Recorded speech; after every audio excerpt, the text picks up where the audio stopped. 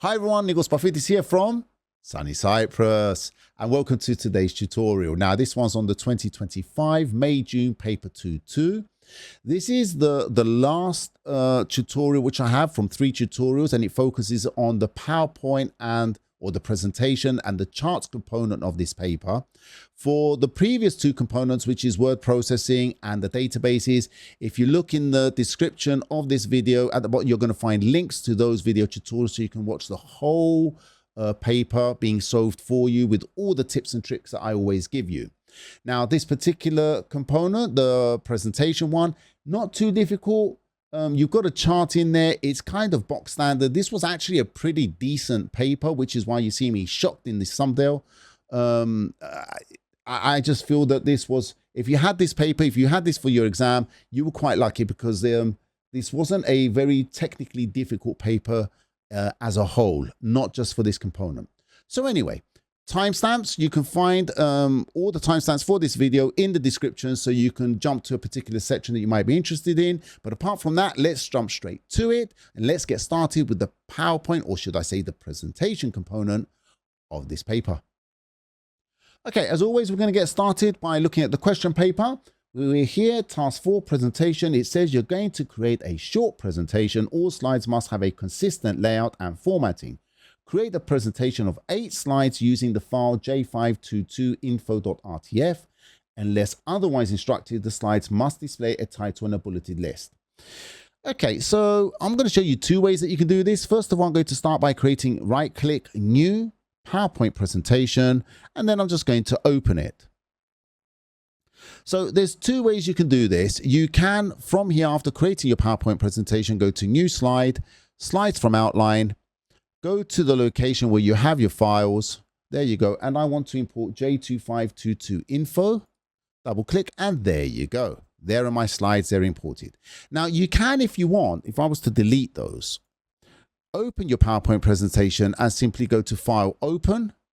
You can go to the particular location. So if I go to Browse, and from here, I'm going to choose to see all file types, not just PowerPoint presentations, all file types.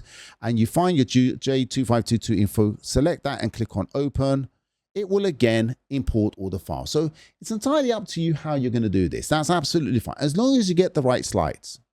It says then, after we've imported, place in the right of the slide header your name, center number, and candidate number. Place in the footer automated slide numbers center aligned. Make sure that the header and footer appear in the same position on every slide. No items overlap on any slide. So let's go do that now. That basically means we're going to go to View and we're going to look at the slide master. Now, remember, we always have to scroll all the way to the top to click on this one, the parent slide. You can see that parent slide is bigger, because anything we put in here, for example, if I just, let me just show you this, because it's been a while since I've demonstrated this. If I just put an object here, you can see it will be applied to all of the slide layouts that we've got. Whereas if I was to click on this one, let's say when it opened, it was on this one, and I put that, just an image there, whatever I'm going to put, let's say, I'm just going to draw a squiggle there. It's only going to appear on that slide there, none of the rest. Okay, so you need to make sure you go all the way to the parent slide. Okay, and then from here, from the slide master, I'm going to insert, we said at the top, place in the right of the slide header. So I'm just going to go to Insert. I'm going to insert a text box. I'm going to draw a text box at the top up here and enter my details. So I want name, center number, candidate number.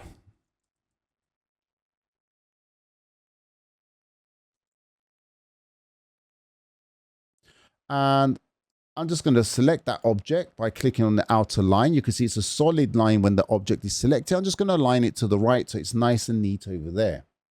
Then place in the footer automated slide numbers center aligned. So at the bottom, I'm just going to get rid of these objects. You know what I'm like. I'm just going to draw over these, get rid of these. I'm going to insert another text box, but this way so that I can find the center aligned really easy. I'm going to draw from one side all the way to the other side. So when I center a line, it will be bang in the middle. From here, I can very easily go to my insert, and from here you should be able to find slide number. There it is there.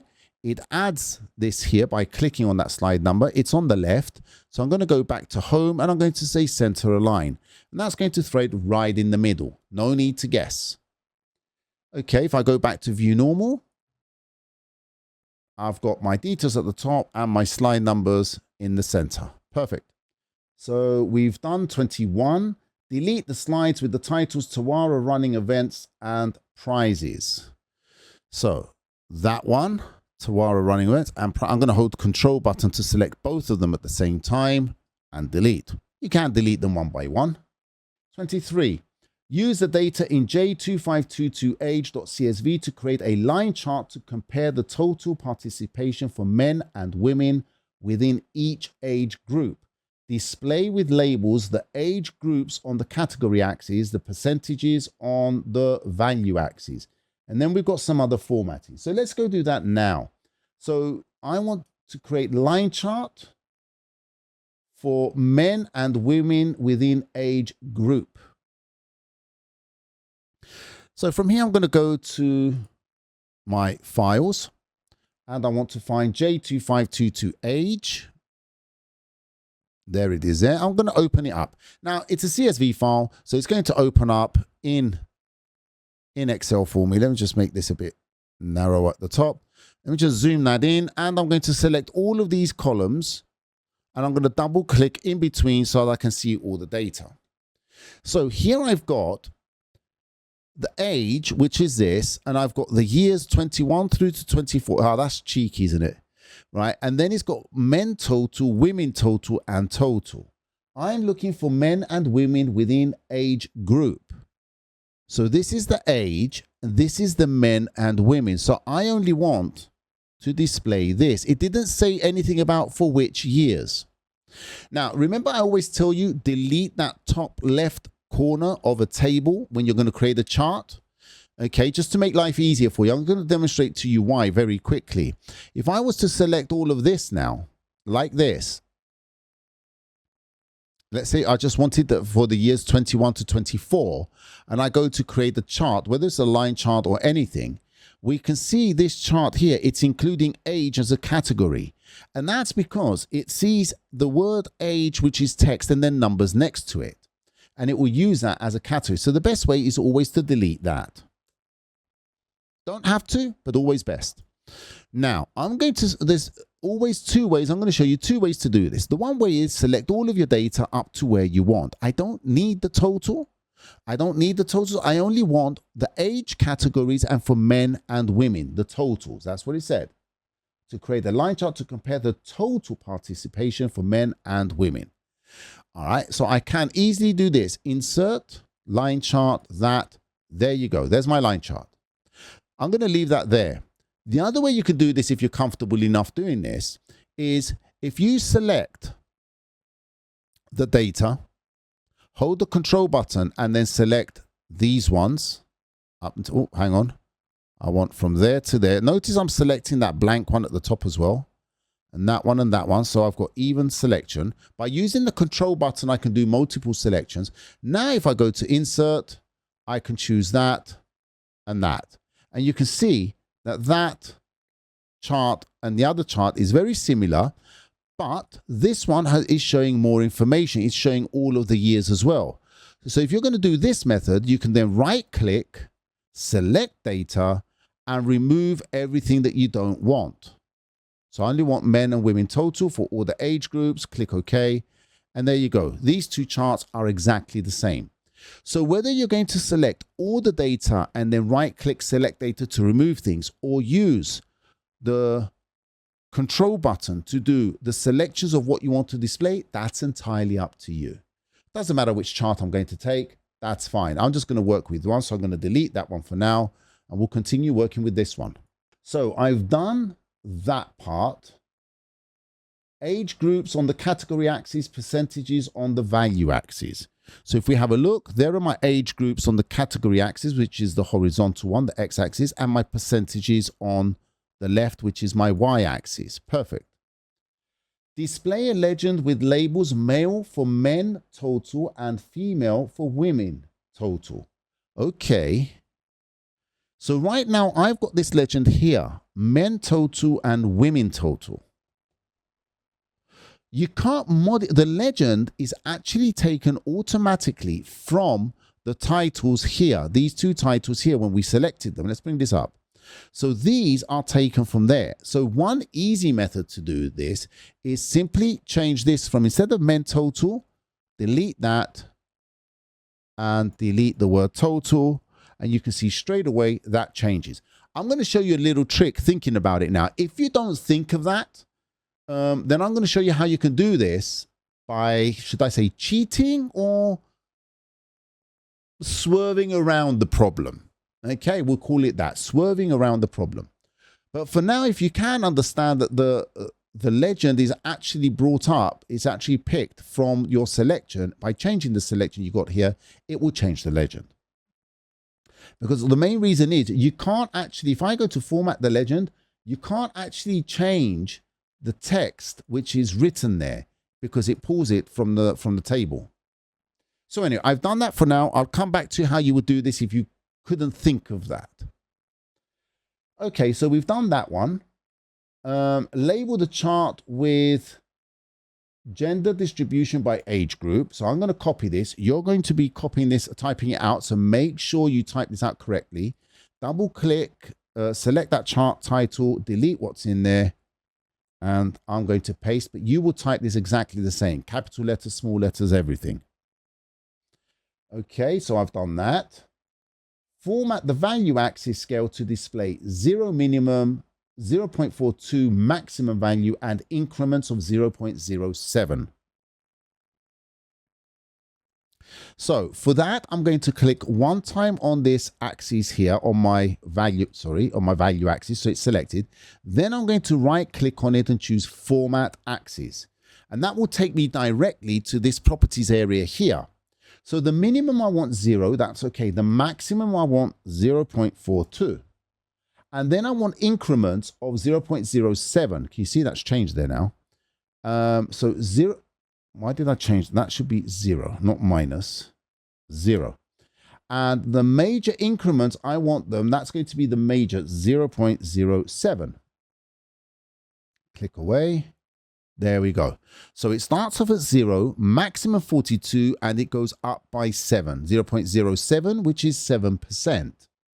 Place the chart to the left of the bullets on the slide with the title Marathon Participation.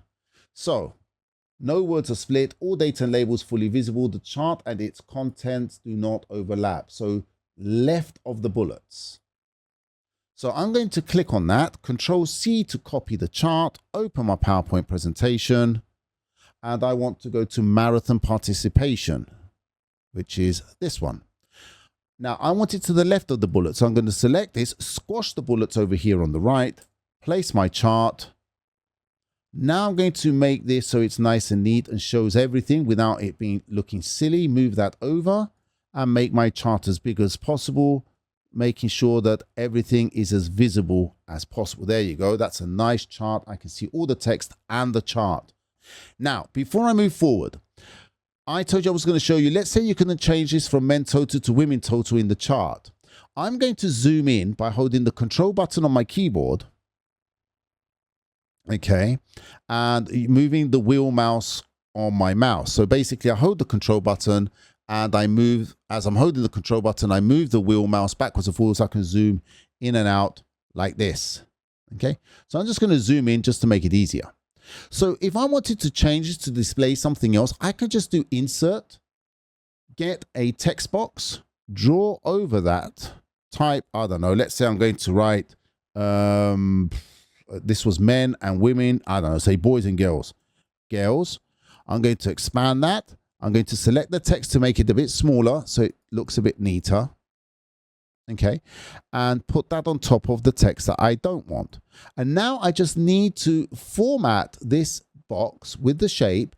I'm going to make the fill color shape, fill, white. And look at that. That looks like it was done in the chart. That's a nice little trick. And that's fine. You don't need to show evidence for this. Okay, so that's absolutely fine. That's something you could have done to bypass or swerve that problem if you didn't think about changing the headings. I'm just going to delete that for now. On the slide with the title Elite Runners, locate the 2 bullets describing the qualifying times for men and women. Format only these 2 bullet points so. The bullet points are 2.5 centimeters indented. Bullet style is displayed as a dash. The font size is smaller than the other bullets. The text is displayed in italics. The slide should look like this. So here are the 2 bullets I'm going to modify, and we can see the dash, indentation, and the italic. So that's what I'm looking for. So I'm going to scroll to find that list. Is it this one? No, Elite Runners. This one here. So I'm going to select the 2 bullets I want to modify. There they are there. First, just like in Word, we're going to go to the paragraph, open the dialog box, and I'm going to do an indentation. Actually, let's an easier way so you get an easier tab. Let's just indent this one time. So with your home section here, if you do an indent to move it in, can you see it's indented it? But that won't be 2.5. So now if I do this, I can see I've got before text 1.91. I can just increase that to 2.5, or I can type 2.5 cm. Click on OK. There you go. And can you see I'm on 2? There's my ruler at the top. That's on 2.5. And that's exactly where my text begins. So I've done the 2.5. Now I want to modify the bullet point as a dash. So I'm going to click on the down arrow on bullets, bullets and numbering, customize the bullets. The normal text format list here will give you dashes. So I've got the dash there. Click on OK and OK. There are my dashes. Now I want italic. So I'm going to click on that. And I want to make the text a bit smaller. So I'm just going to make that text noticeably smaller. There we go. That's good. Dash, italics, 2.5 centimeters and smaller. Perfect. On the slide with the Elite Runners, format the text email us so that when clicked, it opens an email editor ready to send a message to, and I want to send that message to that email there. With the subject line Elite Runner entry. So let's jump over. I want to go to Elite Runners and I want to find where it says email us. There it is there. Email us. Just those words. That's all it said. You know, up to there. So to insert a link, I can either go to insert, and then from here, you should be able to find the hyperlink. There's the link. If I click on that, it opens this dialog box. I can also right click on this like that, and you're going to see link. Click on that, you get the same dialog box. So you can create a link to jump to a place in this document. So to jump to a particular slide, open a file, let's say an existing file, you can choose which one, or an email address. We want an email address, and I want it to go to capital T, capital M at cambridge.org.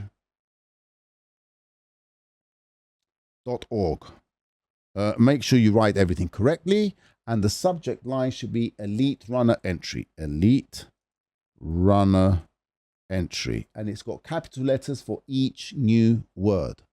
That's it. If I click, now you're not going to take a screenshot of this yet because we haven't created it. So if I click on OK, it now gives me that link there.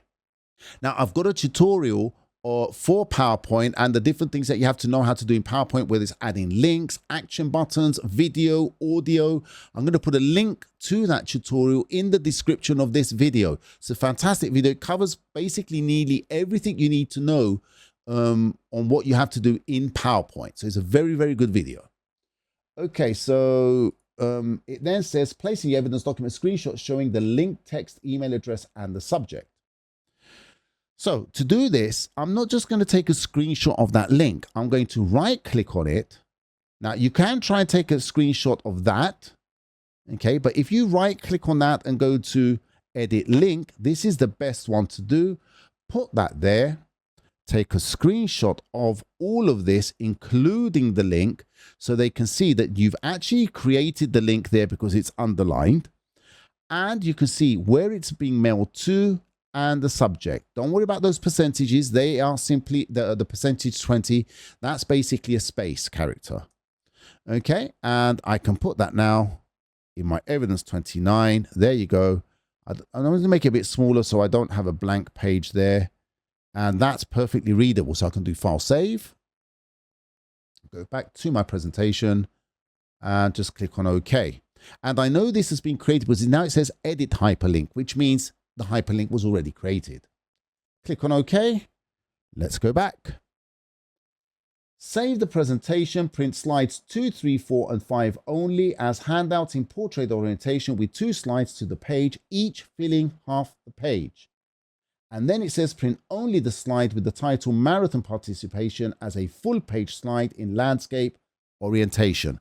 1 mark each. So to do that, I'm going to go to File, Print. Now get used to the printing interfaces, guys, because printing is the most important thing. The examiners are only going to see your printouts.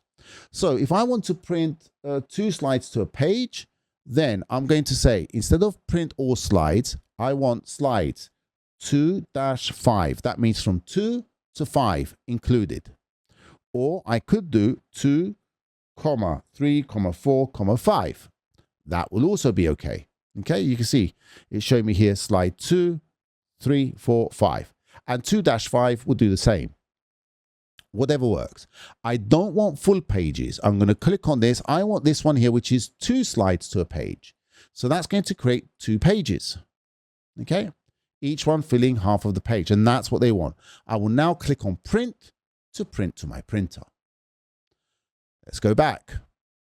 The next print it wants is to print the marathon participation as a full page. So that's this one with our chart.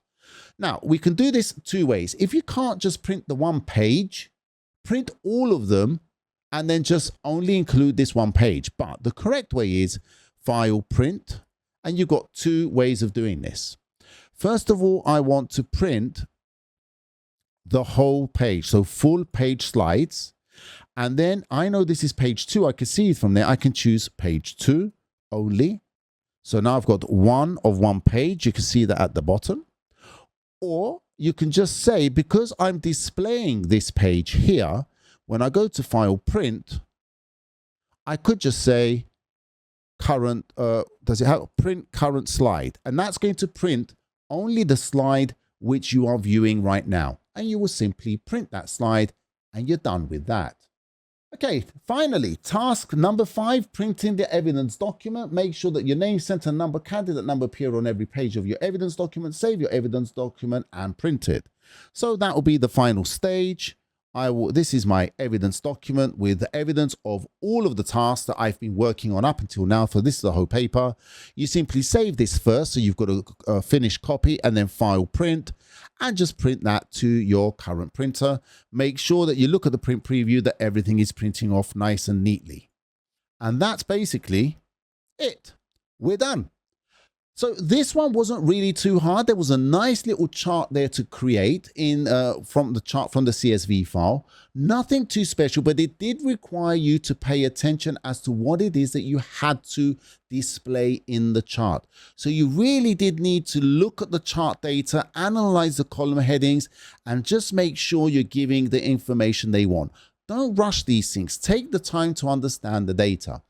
The presentation part in PowerPoint, well, really nothing special there. 1 simple link and, just taking a couple of slides out, modifying some bullets, nothing special there.